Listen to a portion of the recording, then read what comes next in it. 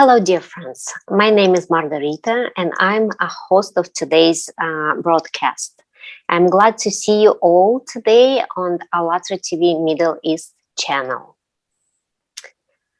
Based on theory of six handshakes, every day we meet and communicate with new people from different countries of different professions and discuss our favorite topic, the creative society. My co-host today is Ola. Welcome, Ola.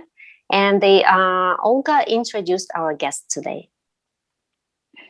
Hello, Margot. I'm pleased to welcome you from our sunny Odessa.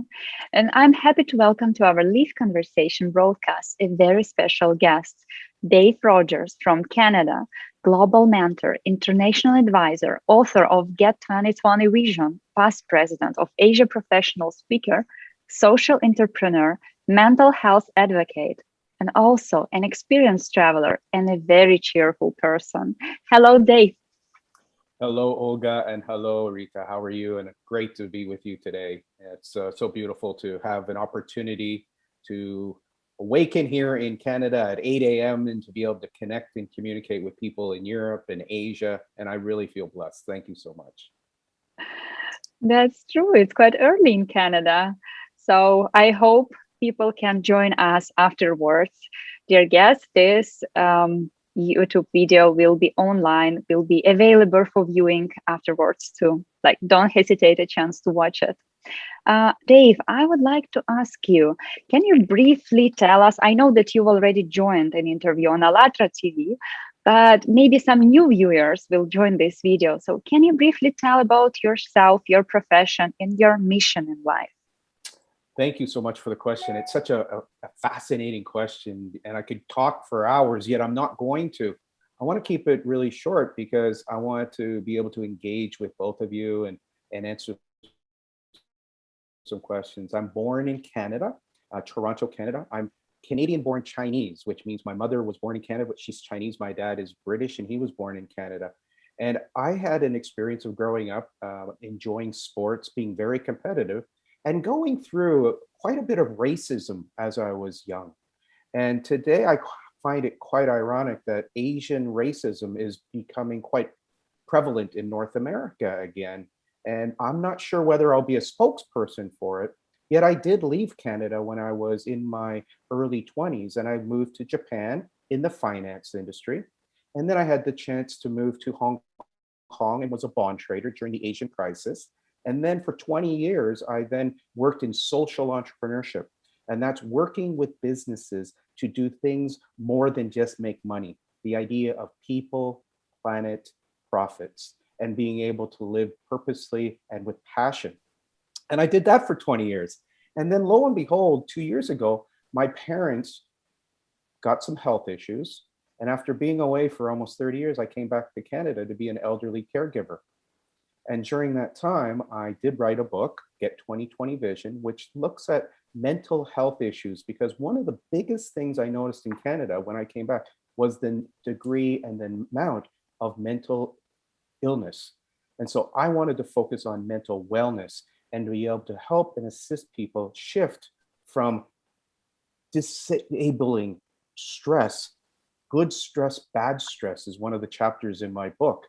And it is quite fascinating that when you look at any of the challenges we have in life, we can look at it and it can bring us down. Yet if we practice and look for ways to improve, a difficult situation can become an opportunity of growth. And that's what I do now, whether it's with entrepreneurs, women entrepreneurs in Singapore, in Africa, in South Africa, working with this travel industry, in India, working with teachers that are being trained right now, assisting with communication. And that's something that I'm passionate about. It's something that I intend to do for the rest of my life. Yet what we're doing today, having conversation that allows progress, invites dialogue, and makes a difference. Wow. Thank you, Dave. It's such an interesting story. So you are truly citizen of our planet. So you travel a lot and you help me a lot. And it looks to me like you're very diverse. So you have a program to help men and women and kids and elderly and young. So fascinating story. Thank you so much for making time for our interview. And today's interview is all about the project of Creative Society. And I want to just tell our viewers, for those of you who joined the first time, a few words how it's all started. What I like about this project, it's this Creative Society project has been initiated by people themselves on a platform of International Public Movement ALLATRA. And as a result, volunteers from more than 180 countries support this initiative. And for the last 9 years, volunteers like you and me conducting an interview on the streets, interview in the audience. We ask questions, we ask our friends, and the interview like we have now online. And we're asking a question: in which society people would like to live? And based on the answers of millions of people that we have, were based 8 foundation. And the 8 foundation that you can see right now, we ask our technical support to show the 8 foundation. Yes, they sound really simple, but that's all we need to have in the Creative Society, to have in the society, to live in a society where people feel safe, where people have freedom, and just create. And Dave, we would love to talk about all of them, or maybe we can start with the one which is my favorite, is number 1. Is it okay, right? So it's number 1 is the human life. And I can read it. Human life is the highest value. Life of any human has to be protected as one's own. The goal of society is to ensure and guarantee the value of each human's life. There is not and never can be anything else more valuable than human's life. If one human is valuable, then all people are valuable. And yes, you can, of course, Dave can comment on this foundation. And I'm pretty sure that you have any examples from your life, maybe that you can say how important this foundation is from your experience. Well, it's quite fascinating. I love the idea of you saying something and then asking for my response. And that's one of the beautiful things about having dialogue with people. And as I'm present with you, I didn't know where my mind would take me, because the beautiful thing about the mind is it can go in different directions. Yet I will. Human life. What triggered for me was one of the movements that I am involved with, which is Voice of Men 360. This platform is to assist men to have conversations where they're able to go into their vulnerabilities. It's about encouraging men to explore the way that they have built their belief structures. And the motto is, if we can help one life, because we are talking about topics like suicide and like post-traumatic stress disorder and mood disorders. And these topics most men don't want to talk about. So the mantra is, if we can help one life. And so that's what got triggered by you mentioning human life. And so I didn't know where I was going to go, yet I'm really grateful to be able to share with you. That's where my mind took me today. Yet if you ask me that question next week, I might come from a different part of my experience.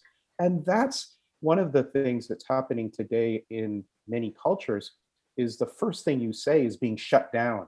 And many people are so afraid to even express what they're thinking or feeling. And with social media, one little clip can become your identity, and it can become quite frightening.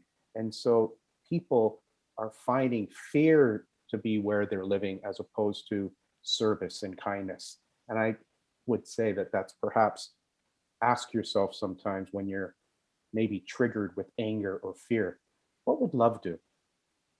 What would compassion do? And that might be a different way to shift your mind and encourage your mind, your body, and your spirit to align and to unfold your truth. Yeah, that sounds really wonderful, because what I wanted to comment that you mentioned about the suicide and about the struggle that the man, okay, because of you mentioned your a project that you're working on with the man. What I thought about that, in our culture, the people get used to that the life is disposable. Every single person is disposable, and if there is no value of human life in our society, then the people feel like, wow, there is no value in my life. So that's probably one of the reasons that we have so many problems with the suicide. So it seems like it's very easy for people. So yeah, wonderful. And that's what's fascinating, to hear you respond to what I said. That's very valuable. And then I would almost like to bring Olga in and say, so Olga, when you hear what Rita said and I said, what gets triggered for you? Actually, the topic of keeping emotions and feelings of human, not only man, actually, is very about my culture, Soviet culture, post-Soviet culture, and also for women too. We were brought to be those strong personalities, and that is why so many people are being burned out at work, in social circles, and so on. And I would love if we share and spread the idea that sharing what you really feel is acceptable, is normal thing. And I'm sure if we just talk out loud about what's inside of us and we accept each other, not even suicide, even just those situations when people are being in hysterical mood will disappear from this world. Let's just talk to each other. So I totally support a dialogue between us and also all over the world. Thank you for raising this topic, Dave. Yeah, and the one more comments that I want to say, it's Dave, you said about the dialogue. So we're having here a dialogue. So, and I think this is also very important. So it's not confrontation, it's a dialogue. Let's talk to one another and let's hear one another. So, and I think nowadays the people also have this fear to talk about the problems because they are being afraid to be shut down or censored or be ridiculed and laughed at and stuff. So the dialogue, I think it's one of the very important word that we need to remember nowadays. Well, and I pick up what Olga was saying also about your feelings. And this is a course that should be taught in school from my perspective, is emotional awareness, because your feelings are emotions. If you look at the word emotions, energy in motion, when you allow your emotions to flow, you get an awareness of your emotions. You get an awareness of the triggers of your emotions, as opposed to being a victim of your emotions and having to feel you can only go hysterical. Or if somebody gives you feedback, it might trigger your anger or your fear or your suppression. And that leads to fights and violence. And this is what energy in motion, being aware of our emotions, can really present to people. And it's fun to curiously explore emotions. Where did this come from? Because often your emotions came partially from your relationship with your parents, or your relationship with teachers, or your relationships that go on with throughout your life. Yet many of them were established when we were children, between the ages of 2 and 9. This is when we got many of the programming of our emotions that then we change the way we behave as we grow into our 20s and our 30s and our 40s, all the way to your 70s, 80s, and 90s. And I find that that's quite fascinating. Emotions, feelings, wonderful things to talk about. Thank you, Dave. Yeah, I would agree. And also would like to add that emotion can be positive or negative, but any of them should be accepted in the society. Like if you're sad, you should have this right to just say, I'm sad, I need to be on myself for a little, even to kids, even to parents, even to your spouse. Like, I'm not in the mood, I need to stay on my own and just overcome it in a very healthy way. Because if we want just to be positive, for society, for other people, and keep all the negative inside, like, no, it's not about me, at one point you will blow up for sure. And just understanding that every emotion is normal, is natural, just not to concentrate on negative ones will help to stay a healthy person, and to keep this understanding that human's life is a diverse term. It's not like every human should be the same. Human's life is like this, like this. No, everybody is so different. But we should always keep in mind that we all are humans and we all are important in this life. Absolutely. I love the idea there that many people think your negative emotions are wrong. And so they become self suppressing. Whereas our negative emotions, I look at it more like electricity, that we need the negative and the positive to create flow. And there's many lessons that are taught through our what are called negative emotions, fear and sadness and anger, jealousy. There's actually wonderful lessons to get from those emotions when they're triggered. And when you go into your emotions, your energy emotion, that's when you can actually shift them. And I love your idea of me time. Me time is so important for you to explore with curiosity and hopefully some compassion and kindness, instead of that old record that might have happened when you were a child and you're saying, I'm stupid, I'm dumb, I'm an idiot. Why does this always happen to me? When you beat yourself down, that's what you have often to interrupt, to be kind. When you're feeling at your lowest, be kind, be positive, write, draw, paint, be creative. Today we're talking about creative societies. Biggest takeaway, if anyone listens today, creative. Explore your creativity. Yes, and the creative society in general. So the goal of this project is just to change the format of our society from the to the creative society, right? From the consumer format that we have at the moment. So, and I wanted to ask and talk to move to the second foundation of the Creative Society project. Um, and the second, it's a human freedom. I think it's also one of the very important foundation. Every human is born with the right to be a human being. All people are born free and equal. Everyone has the right to choose. There can be no one and nothing on earth above a human, his freedom and rights. The implementation of human rights and freedom must not violate the rights and freedoms of others.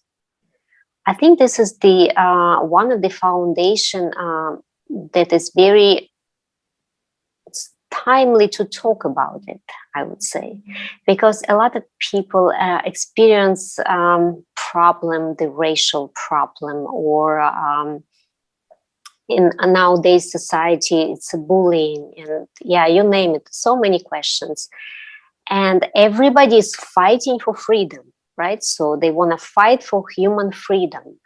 And what we want to talk in the Creative Society project is we want to encourage people to resolve everything in peaceful way, because we don't need the revolution, we need the evolution.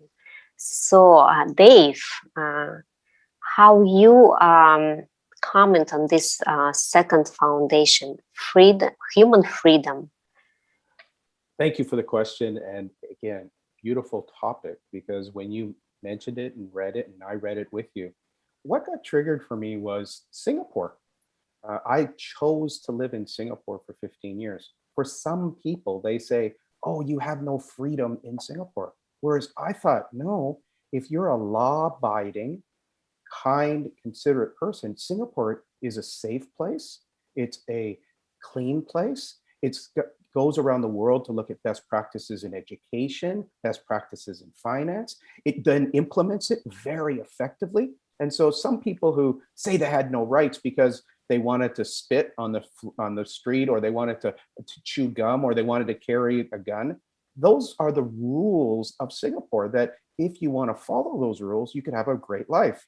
Yet if you're going to see that your freedoms are all being taken away, Singapore might not be the best place for you. So sometimes we have laws and rules and regulations that allow society to operate in a wonderful way. And I believe that's a part of the argument that I had with people when I lived in Singapore, is that they didn't feel they had rights. And I found being law abiding was my choice to live there, was a beautiful opportunity. And it does also remind me of religious freedom, where right after 9/11, I remember going to a ceremony in Singapore Stadium. And it was a ceremony to honor those that were hurt or died during the 9/11 um, uh, collapse of the World Trade Building. And what Singapore did is they invited the heads of the 7 different religions for a 1-minute prayer by each of them. And it's a memory that I'll never forget, because they were all dressed up, they were all honoring and respecting and praying for peace, praying for humanity. And it wasn't, I'm better than you, it wasn't competitive. No, it was honoring. And I believe if we can bring the word honoring differences, might be a part of allowing people to express their freedom, as long as it doesn't break laws, rules, regulations. And I think that's where we get the gray area, is progress. Sometimes we do need to change the law, change the rules. Sometimes they're put on people not to support, nurture, and encourage people to be the best they can be. So there is definitely a yin, a yang, a ding dong, a difference that allows hopefully progress when we raise above the pettiness that can occur. I think there is a different definition of freedom for different people. So, and I think, yes, the freedom from law, or freedom just, I want to do what I want to do. It doesn't matter what other people, if I create any inconvenience for other people, yeah, maybe it's a stretch in the definition of the freedom. What would be your definition of freedom, Dave? Ooh, great question. I'll breathe if that one. I'll take a deep, deep breath. Freedom.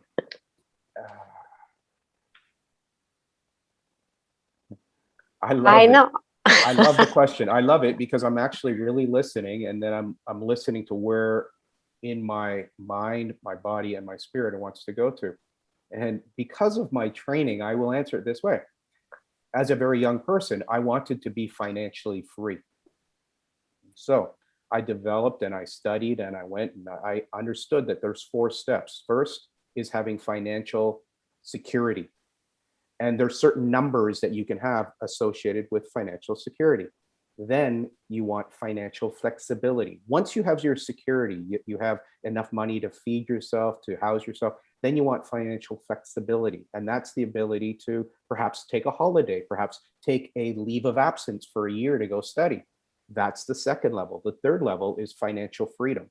And that's the level. And I created a system where you have a number for that it gives you the flexibility and the freedom to do whatever you want, wherever you want, with whoever you want in the world. That is a fantastic target that was set by me, for me, and reached at a fairly young age, which gave me the freedom to be involved in projects that I wanted to be involved with, that I found to be uplifting, like tree planting, like supporting orphanages, like movements with encouraging women to speak up, and doing what you're doing today, asking questions, have your voice heard. That's something that was so important to me in 2005. And then the next level is absolute financial freedom. And that's a level of freedom financially that can really plant seeds all around the world, so that seeds of empowerment, uplifting. Yet I'd really answer it today with freedom is the freedom to express, the freedom to, for me, travel is one of the freedoms, yet to honor a person in such a way that they feel listened to, encouraged, and somewhat uplifted to be the best that they can be. That's the type of freedom that I would love to be part of. Different movements, that is part of the ethos of being part of the change that I want to see.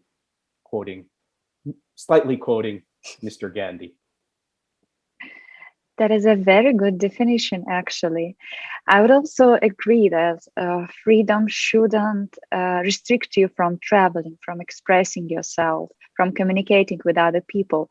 I would only add one thing, actually, to what you were talking with Margot before, that freedom is a very special definition. Like everybody has own definition of freedom, that's true, but your freedom shouldn't violate others' freedom. Because, for example, those beautiful example about Singapore, when you're restricted to spit on the street, to have a fight in the bar with someone, it's actually just restricting you from violating others' freedoms, because they also deserve to have their freedom. Other people would enjoy clean streets. If you don't enjoy, you have your space in your apartment, you can do here whatever you want, but if you're outside, you should respect other people too. So thanks for that definition. And also, yeah, sorry, Dave, about financial freedom. It's very important, because nowadays I think you would agree that to have this financial freedom, you should you have to input a lot of effort. You had to study well, you had to always turn on your mind how to build your financial stability, how not to lose your money just because of some um, like we have this definition like an affect decisions. When you are very emotional, you should be calm, you should plan everything, you should have strategy. But not all people have this. Not all people even have ability to study in university and get this understanding from different subjects, to study mathematics, to study economy, politics, and so on. This is also why we want to build creative society, to give other people this financial stability all over the world, to all social elements, to any countries, any religions.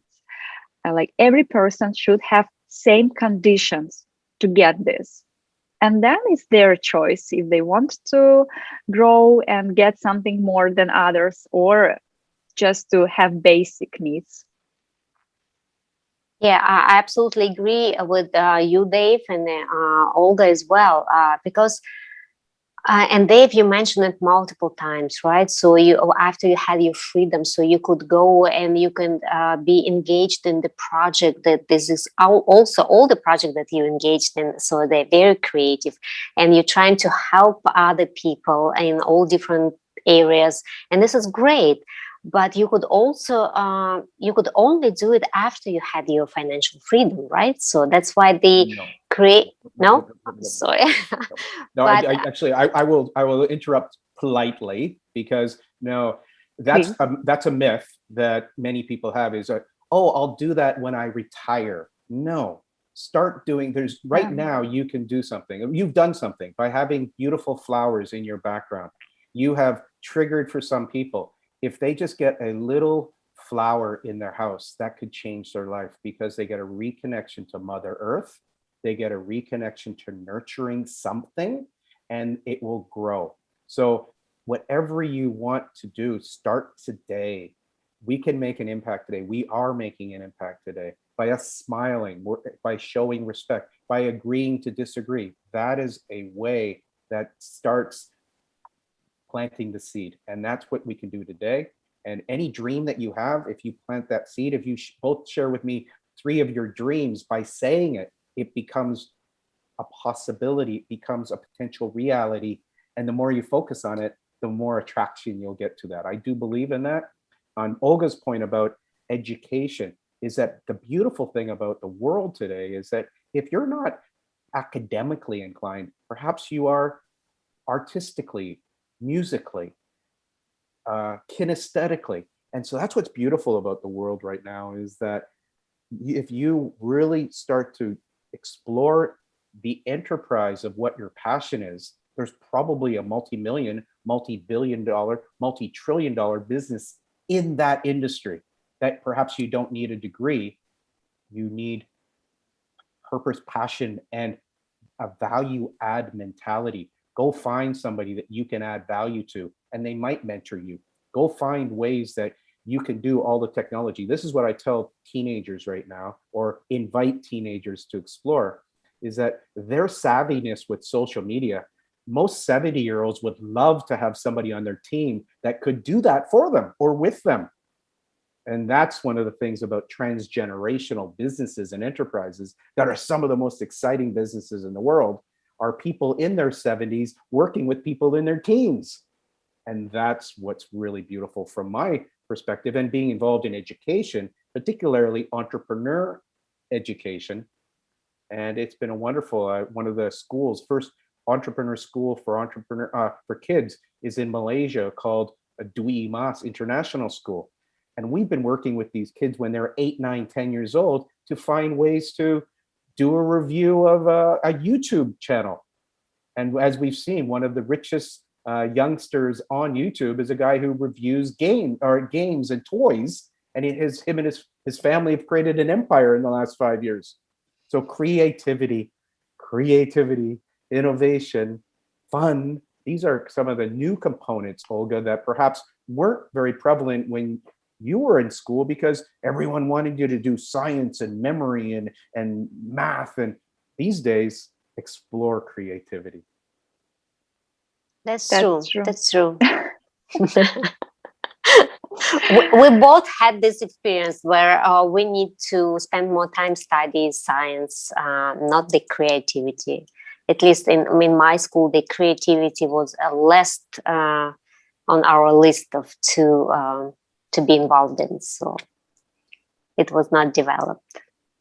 And that's what's beautiful, because your background right now is very creative. And I imagine if you haven't started to draw or to paint, if you start to do that this week, it will be amazing, because you'll unleash the goddess, you'll unleash the creativity.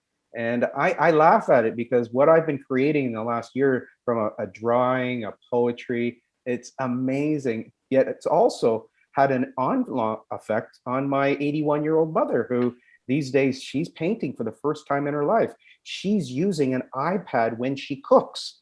When she first saw her grandson, my son, cook for her and using his iPad, she was appalled. She was angry. She felt offended. Why does he have to keep his computer on while cooking? And now, after she actually found out that he does it to learn the recipes, and that's how he explores, she's doing it. That is progress. That is what maybe even one of the strategies to get through racism is when you do things with people and you experience a meal or music or dance or art. We connect, we create these chords of conversation, energetic chords of discourse. And perhaps it can let go of the old records of racism, of fear, of losing out. And that's perhaps one of the projects that somebody today who's watching this might take and implement in their community center or their senior center, or they're dealing or helping or serving special needs individuals.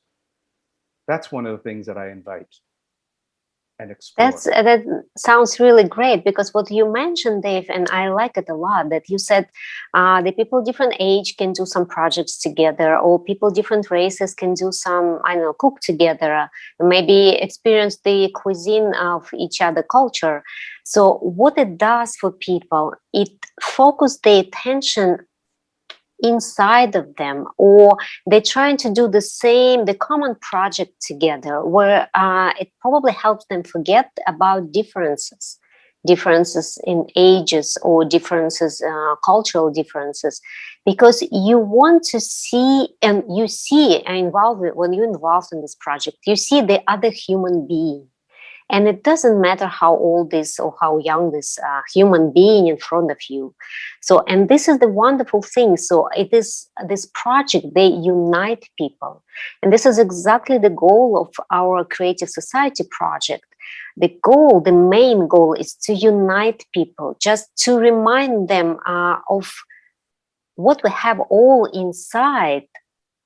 It's common. We have a common goal, because when we were talking about the 8 foundations, how they were created, we were asking people simple questions, right? So in which society they want to live, and how they envision the life where all the friends and the family would live happily. And the people all around the world, they were giving the same questions. So, and just shows us, so they all people want to live in love. They all want to have a freedom. They all want to have safety. So for themselves, for the family, for the community. And it's really wonderful, Dave. So because I think nowadays people involved in different projects, but they all looking for unity. So how to unite. And I really loved it when you mentioned. I really believe that we can play and we can explore and experiment. And those little words, I invite anyone who's seeing this today is, what do you like to play with? And what would you be willing to experiment with? It's a question. And then that's like a seed that gets planted. And if you nurture it and with more ideas, well, I'd like to play with some paint or some poetry or some writing or some helping the seniors or helping out at a school or go learn more about the mental health. That's the curiosity that I'm inviting today, is sincere curiosity. And that's one of the things that when you're asking questions, ladies, it's coming from sincerity, it's coming from curiosity. And that's a big thing that people might be losing a little bit, because these days when they ask a question, are people willing to listen to the answer, or are they just asking a question because it looks good on social media? So something to explore. Thank you, Dave. Thank you. Yeah, I would like to move to our third foundation of Creative Society and also discuss it because it's very important too. I'd like our technical support to show third foundation of Creative Society for our viewers. Human safety. No one and nothing in society have the right to create threats to the life and freedom of a human. Every human is guaranteed free provision of essential life necessities, including food, housing, medical care, educational, and full social security. Scientific, industrial, and technological activities of the society should be aimed exclusively at improving the quality of human life. Guaranteed economic stability, no inflation and crisis, stable and same prices around the world, a single monetary unit, and a fixed minimal taxation or no tax. The security of human and society from any kind of threats is ensured by the unified global service that deals with emergency situations. And I'd like to ask you, Dave, as a traveler, I think you've noticed how different are conditions in different countries, prices, taxes, laws, different restrictions. I'm as traveler too, can tell you that I have to prepare before every trip to find out what's allowed, what's forbidden, how to deal with taxes, because in some countries it's already included in price. In some countries you are very surprised on the cashier that your box costs like 20% more or some else.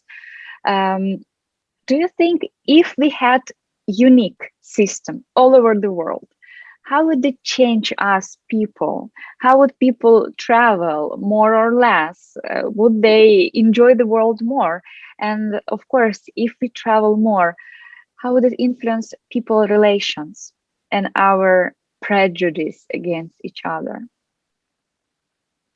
Well, I do believe it would have a huge impact on people's skills to deal with situations that are different than they're used to.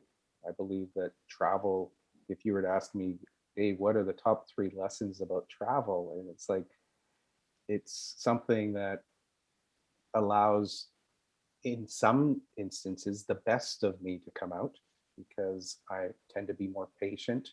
I tend to be more curious, and I tend to be more kind.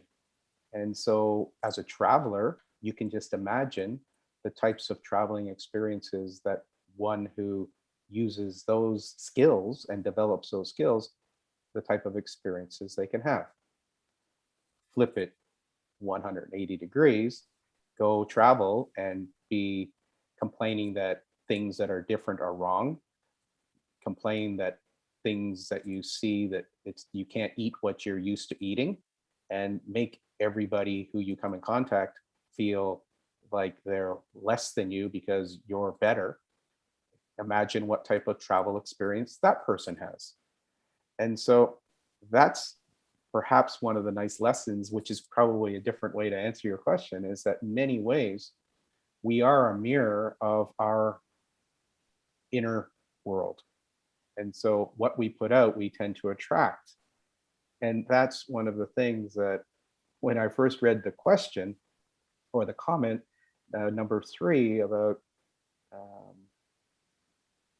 the whole idea that if it was all the same, it might be actually pretty boring. When I go to Denmark, actually, Denmark was the country that was triggered when I read that, is because Denmark does a lot to ensure that everybody has a certain quality of life, an education. They do a lot for the special needs individuals. And they have a very high tax system, because that's partly what that type of lifestyle requires. Another country that has very low taxes, they don't have the infrastructure. They don't necessarily have the ability to support everybody in the way that Denmark does.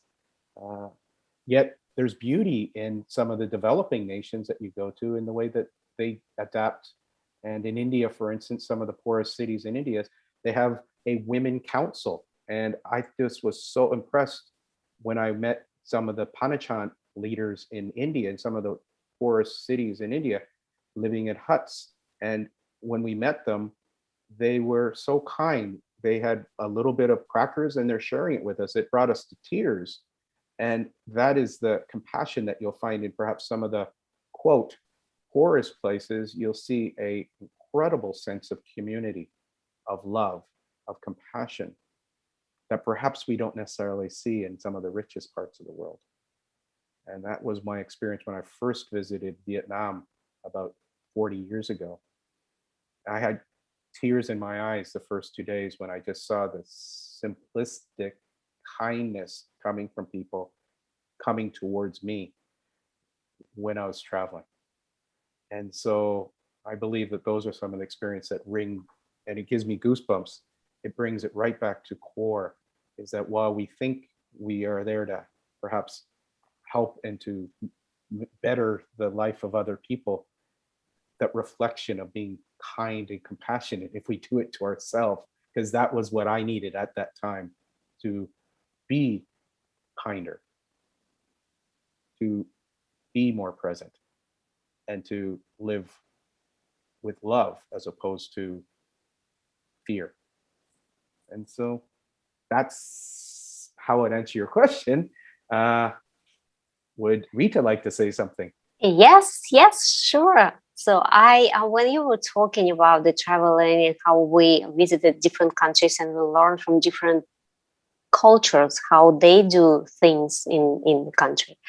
The one example that I can give you from my life. So I was only once. I was in Japan, in Tokyo, and I took a tour to Fujiyama mountain. And half of the and it was for the whole day. And then my husband called and said, you have to be back in the hotel by dinner time, because there were some arrangements. And I needed to cut my trip short. I asked, of course, and we were in the middle of like far away from Tokyo. So I asked how to get back to Tokyo, and the lady told me, okay, here is a bus. He helped me with the bus, and then she said, the bus driver will tell you when to get out of the bus, and then you take the subway. And I said, okay, seems very simple. So, and then I think when the bus driver told me, okay, that's it. So I was outside and I was thinking, oh my God, where is the subway? Because I should get used to it. It should be a big letter, I don't know, M or something. I couldn't find anything. So, and I stopped by in the restaurant, and nobody spoke any English, but somehow they figured this out. And actually the one person walked with me to the subway station and helped me with the ticket and did everything so that I could safely and on time be in my hotel. And what I learned from this experience, if anybody asking me for help on the street and I can see that the person cannot find something, I always take my time and I walk this person towards the destination, or I try to do my best to accommodate it. And I think that was the lesson for my life. So it's been many years since then, but I always give anybody a little bit of my time and try to help the best I can. And I think this is very important. That's how you understand the people. So the people in different country and the language, it doesn't matter, because what's inside of us, it connects us all.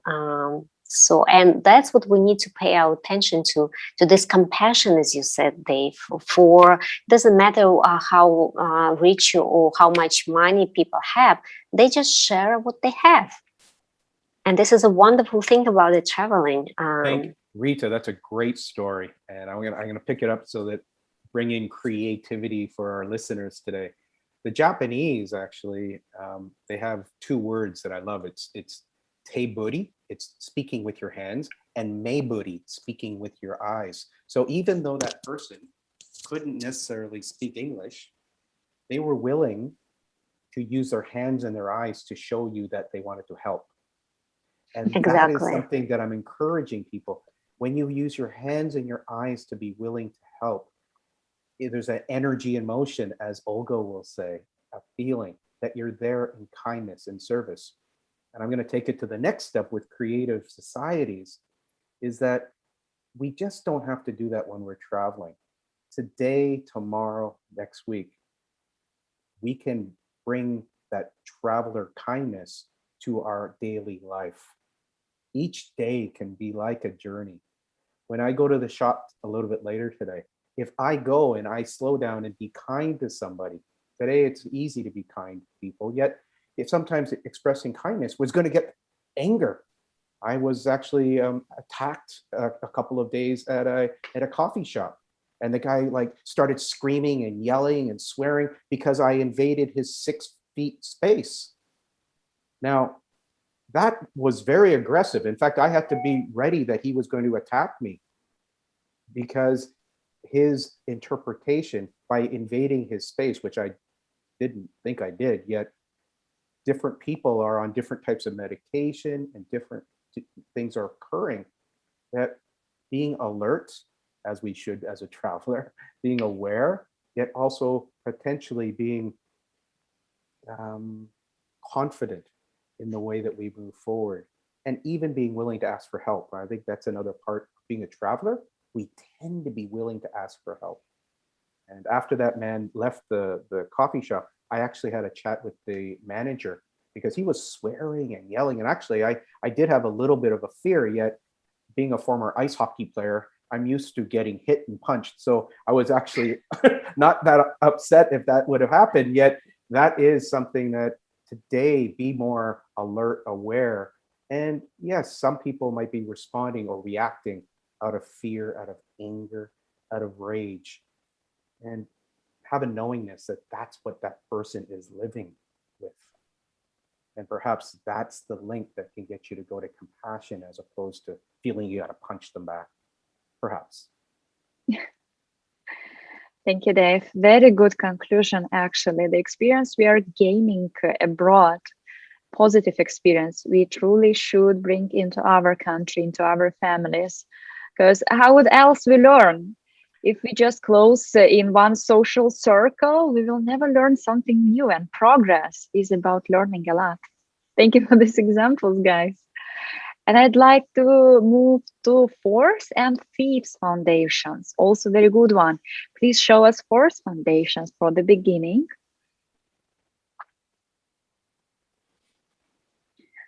Technical support. Thank you.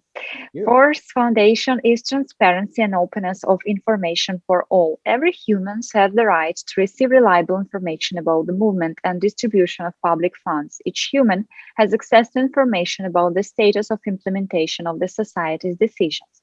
The mass media belong exclusively to the society and reflect information truthfully, openly, and honestly. And I think this foundation is very connected with the fifth one. Let's read it too. Fifth foundation of creative society. The creative ideology. Ideology should be aimed at popularizing the best human qualities and stopping everything that is directed against a human. The main priority is the priority of humanity, high spiritual and moral aspirations of humanness, virtue, mutual respect, and strengthening of friendship. Creating conditions for the development and education of a human with a capital H, cultivating moral values in each person and society. Prohibition of propaganda of violence, condemnation, and denunciation of any form of division, aggression, and anti-humane manifestations. I love these foundations actually because it's very important nowadays, and it's a huge topic about what we are hearing. How is our information field? What is fulfilled with? So my question to you, Dave, would be, what do you think should be information field fulfilled with? Which content so person in society can grow creative?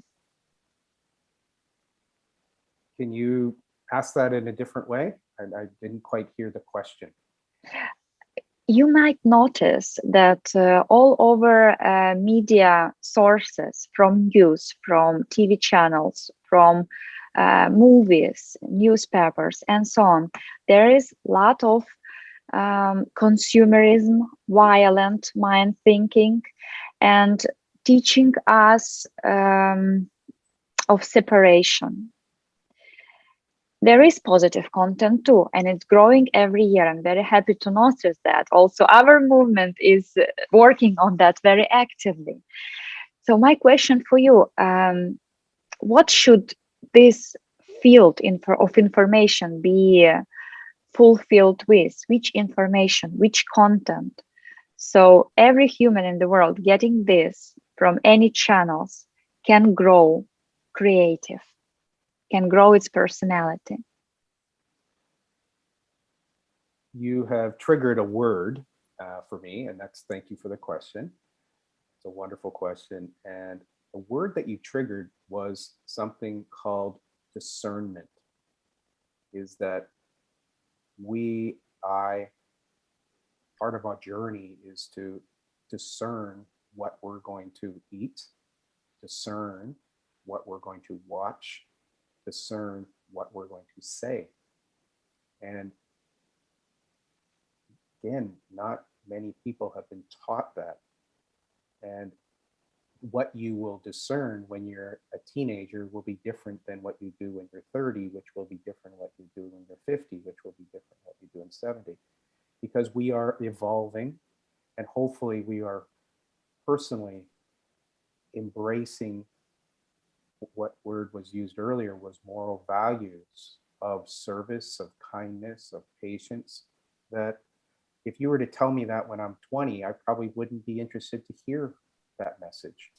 And so the message tends to evolve over time. And we were talking about the commonality. There's a commonality that all of us need food, about less than what most of us are eating. All of us need water.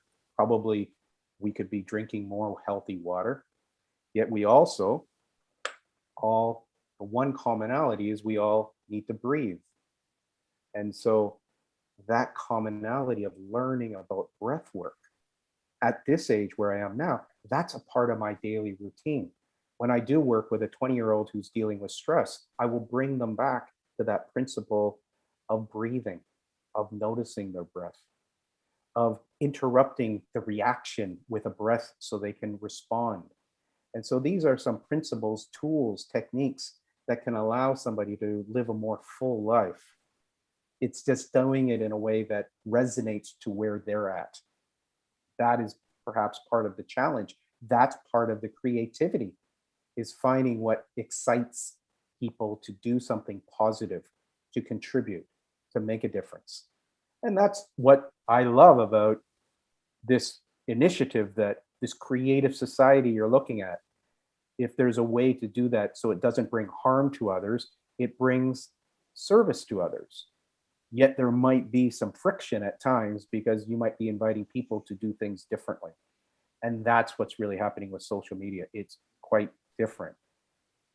It's quite in your face. Yet a lot of people aren't even paying any attention to it either.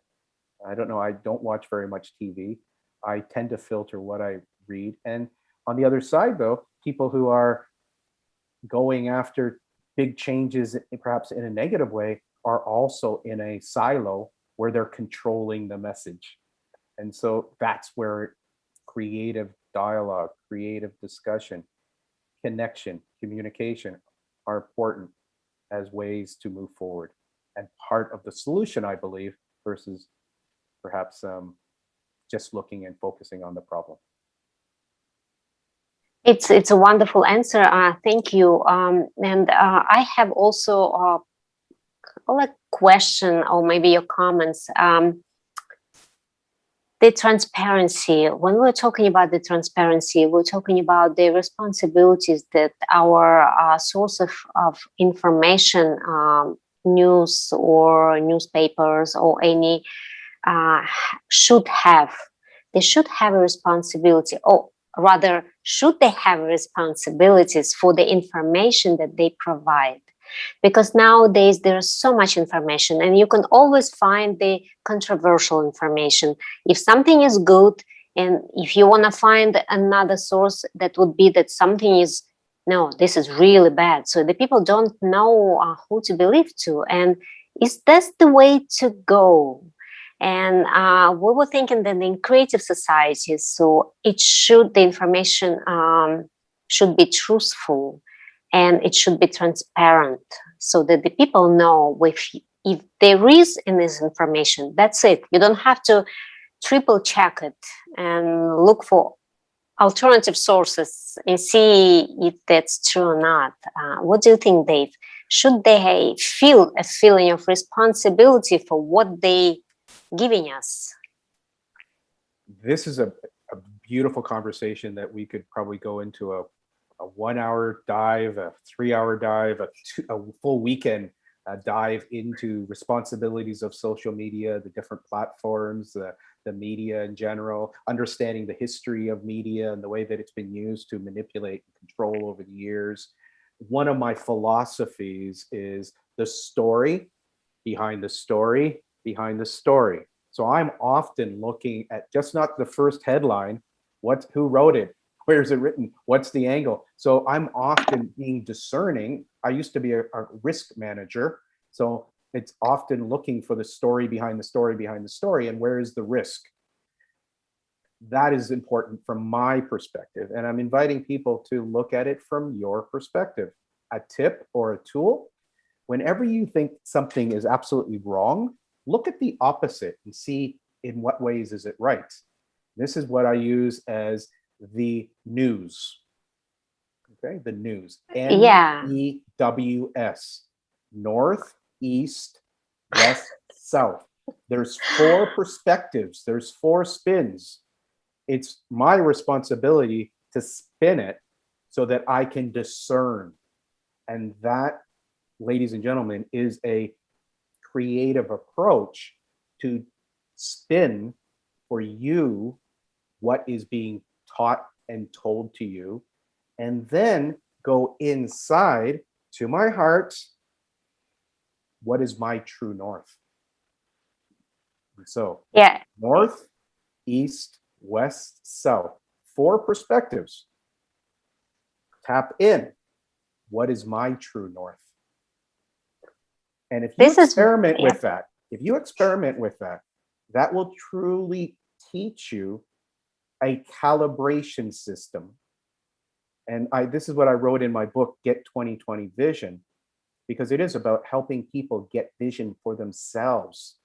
And the system is called GPS. Many people think global positioning system. For me, being grateful is the G. The two P's are purpose and passion. The S is service. And so as I'm calibrating my journey right now, I'm combining the external world and the news that comes in, looking at not right or wrong. I often will interrupt that and make right or left, and then I'll think north, east, west, south, and then I calibrate it with gratitude, purpose, passion, and service. So these are practical tools that I hope perhaps you like it, because this is creative in my world. That's the type of thing that came from some trauma, came from digging into stress, post-traumatic stress disorder, bipolar, suicidal thoughts. And it's a way to assist people to help them get their 2020 vision. That's very interesting approach. Thank you for sharing it with us. What we want, of course, in the Creative Society project. So we want to have a society where, ideally, so we wouldn't have to go that far and spend that much time checking information. But I think, Dave, you're absolutely right. Nowadays, it is very useful tools, because nowadays it will help you a lot to navigate through the amount of the news that we have nowadays every day. So thank you for sharing this. And I invite, again, what Olga was saying earlier too, is that when it becomes at times overwhelming, or if it becomes too heavy, I'm inviting some people to go to nature. And there's so many different types of nature. Our earlier Sergey was saying the desert is a type of nature. The seaside is a type of nature. The woods is a type of nature.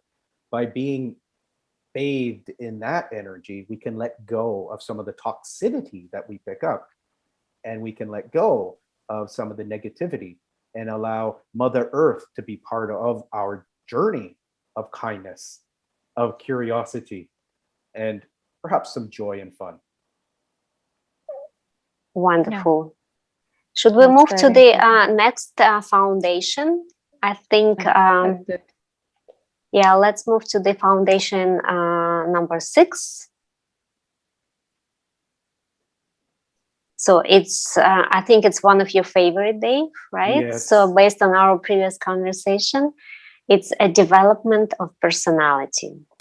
Every person in the Creative Society has the right to comprehensive development and personal fulfillment.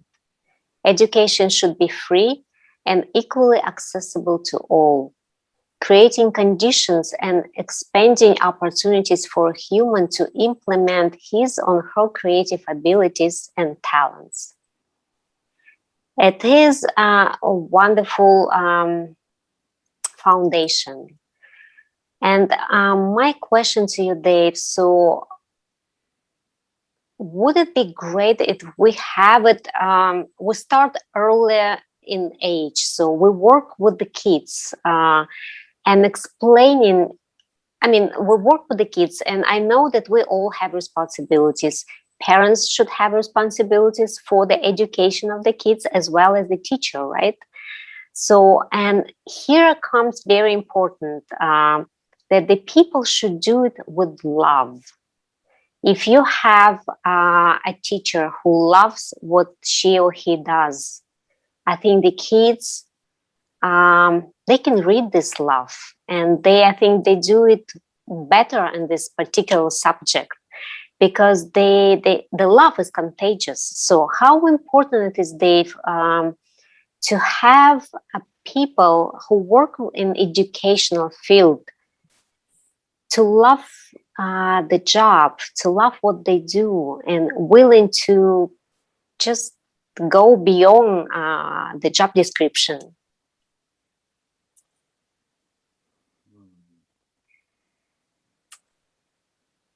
I'm going to bring this topic up. Love is one of the most confusing words that we use in our English language. Okay, so it's used in a fascinating world, especially with kids. Like, kids are often used or in a way that love is very confusing for people. And in relationship coaching or mentoring, you said you loved me. You said you would love me forever. And so in society, love has been one of those fascinating words that has been very traumatic. And I'm going to put that as my little comment and welcome any feedback on that. Yeah, that's my personal experience. The word that I really would love to invite into your question, though, a teacher who is sincerely curious is perhaps more useful than a teacher who's sort of sitting there blissed out, kumbaya, I'm so love, I'm so love, I'm so love. No, the teacher, curiosity, because the students, if you study different types of profiling systems or different types of children, there might be those kids who are hyperactive that are considered powerful, and then there's the ones who are playful, and then there's the ones who are peacemakers, and then there's ones who are very precise, who tend to do very good at math and science. And so the powerfuls and the playfuls are often ADD diagnosed right now, and they're given Ritalin, and they're told to just sit there and be quiet. So in the education field, I'm inviting playfulness and curiosity to identify the area that uplifts the child and engage them in what is uplifting to them, what inspires them, nurtures them, and also teaches the importance of not necessarily being great at things at the beginning. Is that it does take, according to Malcolm Gladwell, 10,000 hours to develop a certain level of competency. And that's a lot of failure. In entrepreneurship, we talk about the art of failing forward. Is that to be successful, it's often going to be getting knocked down and stepping back up, teaching resistance and persistence. And those skills are part of play that seems to be being extracted from education environments because everyone wants to have a 99 or 100 in their scores. They're not allowing themselves to evolve and progress. And so if there was a term in this module that I invite to explore in the creative society, is practice makes progress. In most of the educational fields that I've been involved with, the mantra is practice makes perfect. No, practice makes progress in my realm, yet it might be something that might serve people, particularly children or parents who are stuck in the world of perfection. And that often has led, in my experiences, to people having breakdowns instead of breakthroughs. And those are some words that I'm using because in many, many, many areas, the power of words is so important. The words we say to ourselves and the words we say to others with sincerity. Because sometimes just lip service is the true meaning of love, of compassion, of patience coming through. And so It is wonderful. Again, that's another discernment word, and it's tricky. It is wonderful. I love it. Absolutely love it. I need to write it down for me. So the practice help with the progression. So, because I think, yeah, you're absolutely right. This is the mantra that it's installed in people's mind. So that's why the teacher and the parents equally required just the good scores or the so you have to be ABC, otherwise you haven't studied enough or stuff like that. So yeah, wonderful. Yeah, thank you guys. Very complete comment on the foundation. May I pass to the seventh foundation then? Thank Yes, you, Olga. sure. Thank you. Yeah, let's see. Let's see our seventh foundation about justice and equality. All natural resources belong to humans and are fairly distributed among all people. Monopolization of resources and their irrational use is prohibited. These resources are fairly distributed among the citizens of the entire earth. A human is guaranteed employment if he or she so desires. Pay for an identical position, specialty, or profession should be the same all over the world. Everyone had the right to private property and income, however, within the limits of the individual's capitalization amount set by the society. And I must say, I really love this foundation too, because this is actually one of the most important foundation which will help us to be the creative society. Because when we spread our resources equally among people, they will not have to work so heavily to earn for those piece of bread and glass of water for every day they have. And this is how they will find energy, time, and motivation to create, to express themselves, to use their talents, and to finally do what they want. And actually, if they don't want to work heavily and just to make gardening, for example, for themselves, it's acceptable too. It should be acceptable in the society. But there are so many people who are hard workers, or they have their very special talents and they cannot just stay still. They should express themselves, they should create. This will be very welcomed by society, and this is how people will be able to gain more, to earn more, and to show their examples to others. And my question to you will be some practical examples. Maybe you've seen in your life some examples of people who were maybe scared to realize their talents. Maybe they were limited by some restrictions from society or from parents or from just their own prejudices about their talents, who weren't able, who thought they weren't able to do something, but then they overcame it. Can you share these examples for us? The example actually, I think partly because Rita was mentioning Japan. It occurred when I was in Japan, and it was something called integrative healing. And this is when I was a banker. I was very left brain. I was looking at spreadsheets 10 hours a day and working 17 hours a day.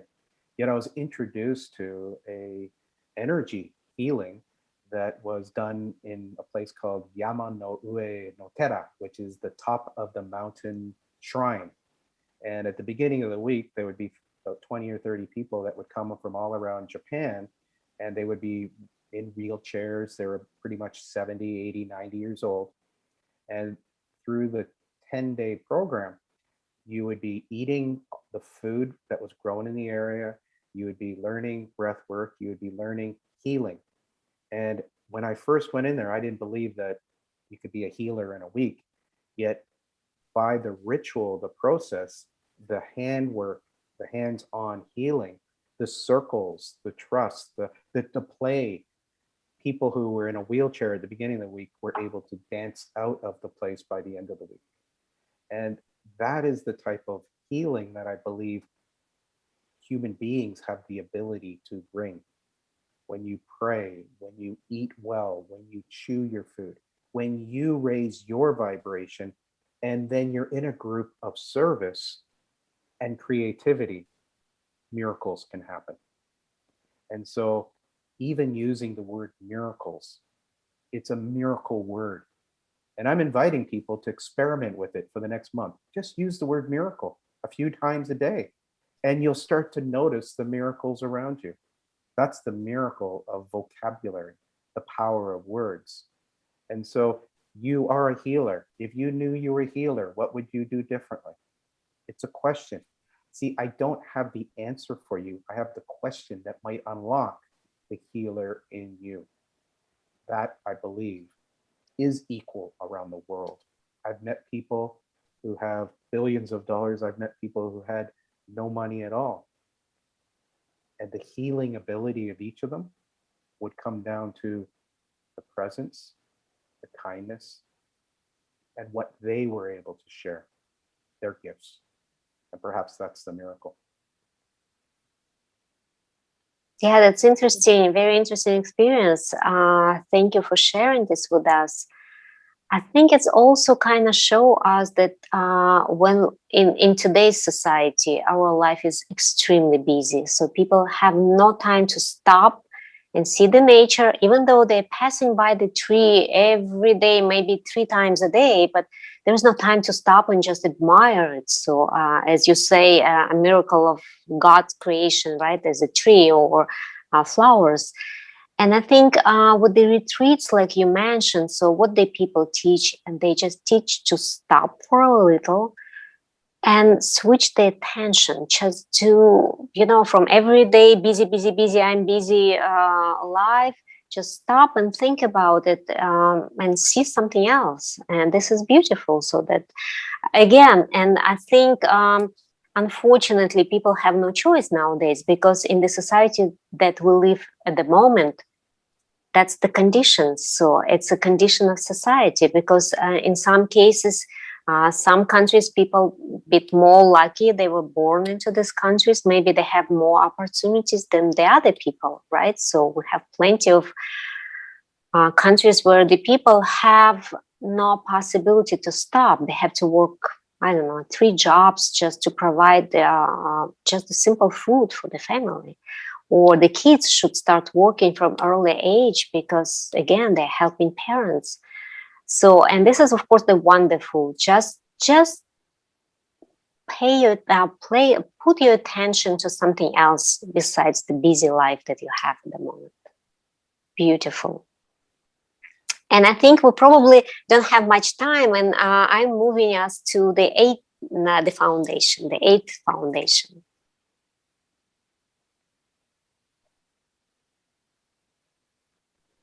It's a self-governing society. The concept of power in the creative society is absent, since the responsibility for society as a whole, its development, living conditions, and a harmonious format lies with each human. Everyone has the right to participate in the management of the affairs of the creative society and in the adoption of law that improve human lives. The solution of socially important, socially significant, and economic issues that affect the quality of the human lives is submitted for public discussion and voting, referendums. How do you think, Dave, if we would have this foundation already implemented, how would our society be different from what we have at the moment? I when I hear that and when I read that, I'm drawn to some countries that have stronger leaders, some that might be considered dictator, or someone who's very strong and powerful, and then you can bring it to the other side where they don't have any government. It's very laissez-faire or free. And I guess that's part of our human journey right now, is that we swing from one cycle to another cycle. I believe that right now there is a movement for women to step up and be leading nations.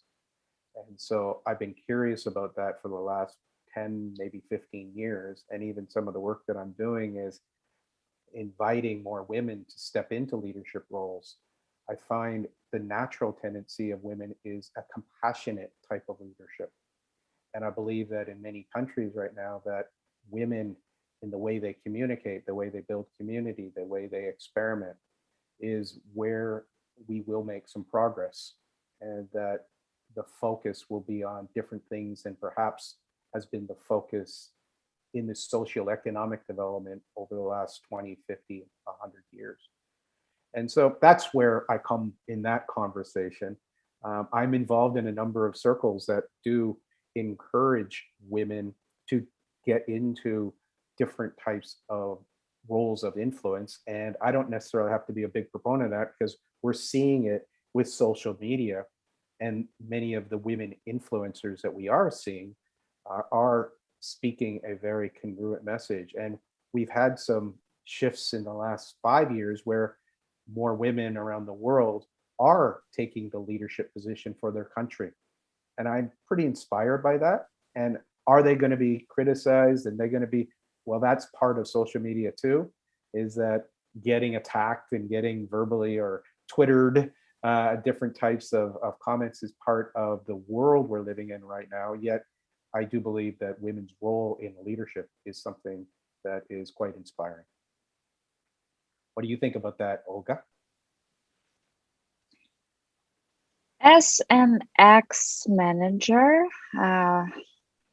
taking leading positions in IT company, I can say that it's very important for women to understand that they can achieve, but also stay women, that they are important to support men, but also they're very strong competitors.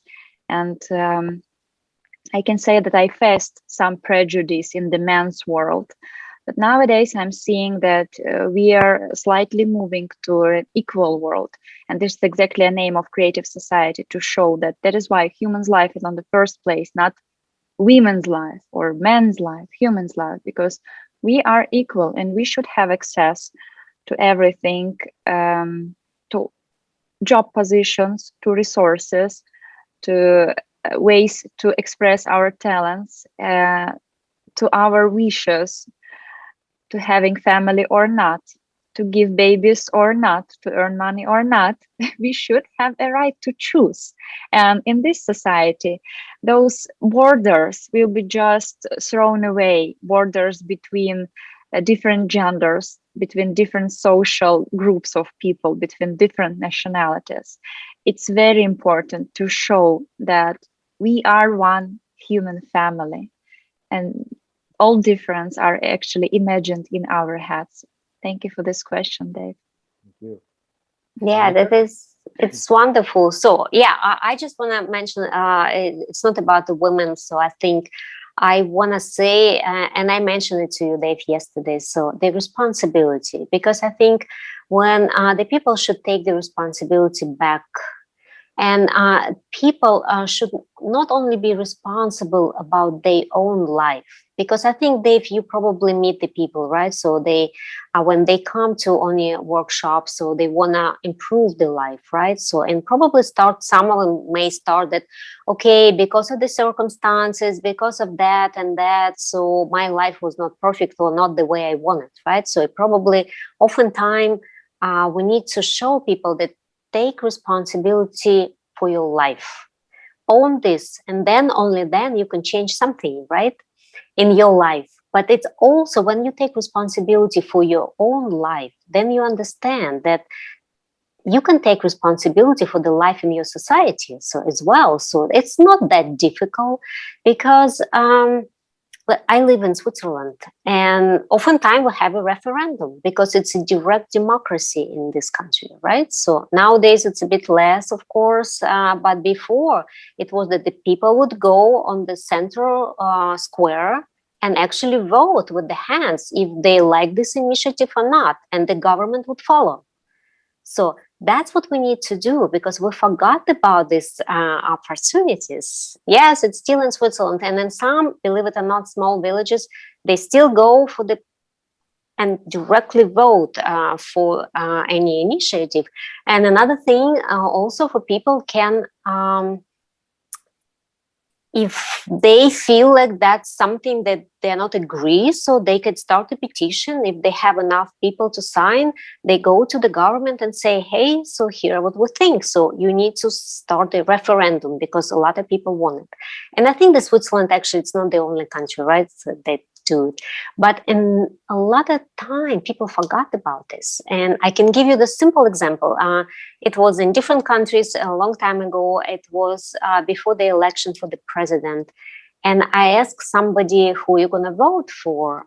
And the lady told me, I'm going to vote for such and such because he's such a handsome man. And I think this is not the responsibility. This is something that people forgot, that they have this power. And I think self-governing society is successful when all the people understand that they're worth it, they can do the difference, and they can be powerful when they get together and unite under the same goal. And that's exactly what we're talking about in the Creative Society project. We're thinking that when people unite under the same goal, we can do a lot. We can change this, the direction of our consumer society at the moment, because majority of people, they are ready for a change, and they all want the same peaceful, safe society. And then they should build this society, right? So here we go, about responsibility. Take responsibility and do something, act.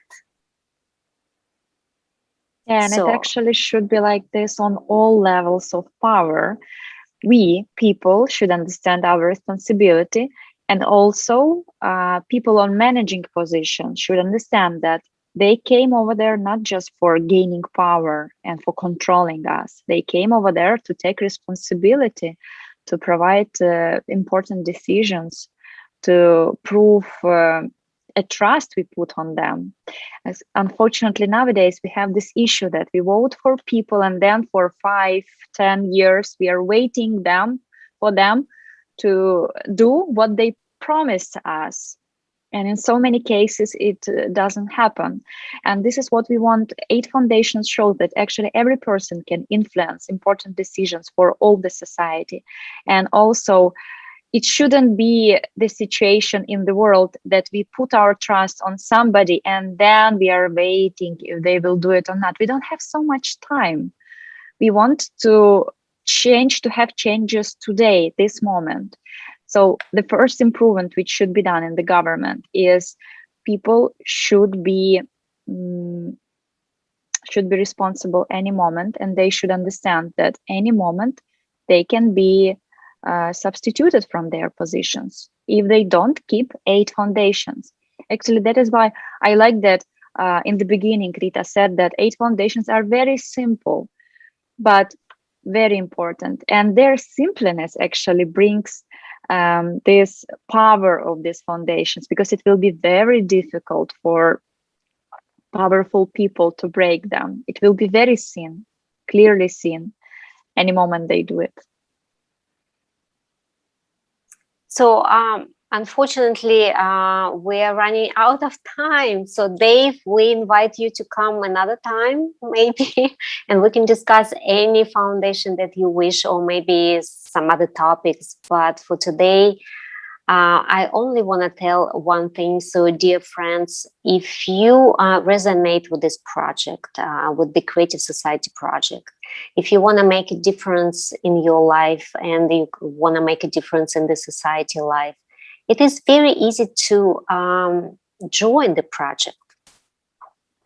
You go to the website ALLATRA Unites, click the big red button join, and then you fill in a short form, and you are a part of a Creative Society project. That easy. Thank you, Rita. Yeah, it's really like that. It's easy like it is. You can become an active participator like we are, and it's already millions of people who take active actions to bring Creative Society in the world. But there is also a simple action which is available for every person in the world. Just joining Creative Society, just understanding that it's important for us, and you are already a creative society, and we won't be able to build it without you, our friends. Thank you for watching. Rita, thank you for co-hosting today. And Dave, it was amazing conversation. Thank you for your thoughts. Thank you, Olga. Thank you. Rita. Yeah, I hope to see you again. And I'm really glad we had a chance to meet you and to talk to you. And actually, it was a real dialogue. Thank you for that, for building this dialogue between all of us. Thank you so much. I want to tell also to our viewers and to remind to you, Dave, that we had a great conference just 10 days ago. It was on 20th of March. It was called What the Prophets Dreamed Of in the Project Creative Society. It was a conference online, worldwide, over 45 languages of synchron translations was made for this conference, and millions of connections, millions of live transactions was done to bring this conference to public, to people, to new participators.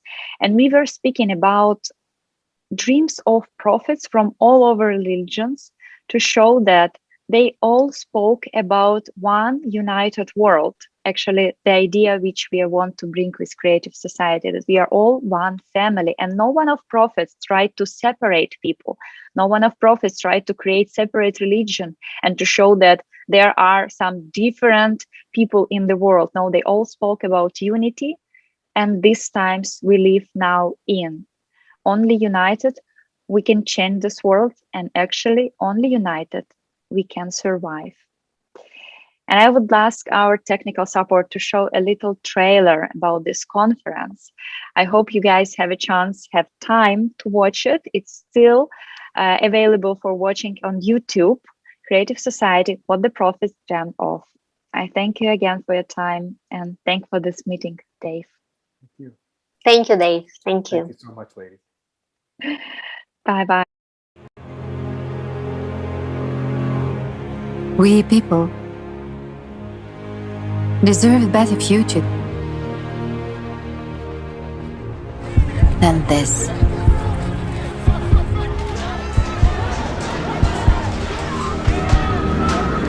Tell me what law I've broken. You cannot tell me any law that I've broken. Literally. Hang on a minute, don't take her away. Hey, don't take her away. Don't take her away.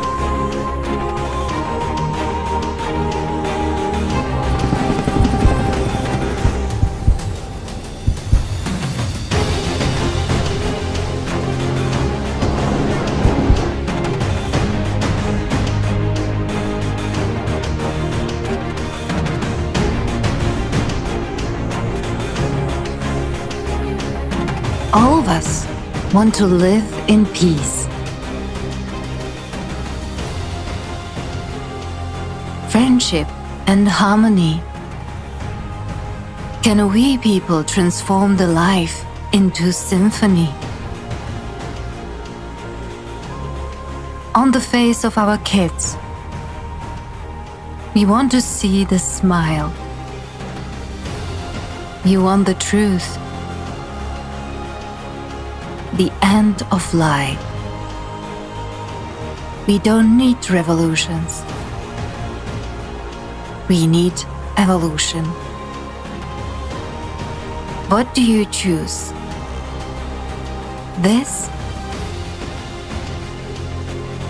or the world of peace?